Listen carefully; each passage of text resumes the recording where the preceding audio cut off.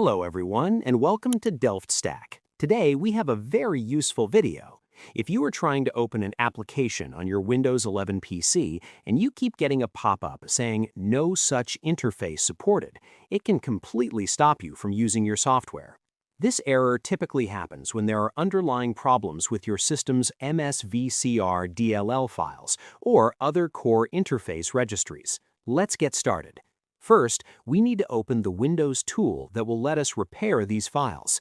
Click on your Start button, type in CMD, right-click on Command Prompt, and select Run as Administrator. Once the black window opens, we're going to paste in our first repair command provided in the video description and tap the Enter button. You should see a small message pop up saying it succeeded. After that command is run, try closing the command prompt and see if your application opens without the error showing up anymore.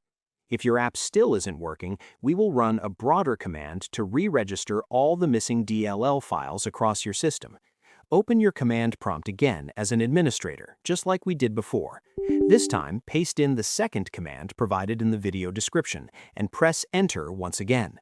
This will run quite a few lines of code down your screen as it quickly checks and repairs your system files. Once it finishes, you can safely close the window, and from this point on, you will not see that interface error on your device anymore.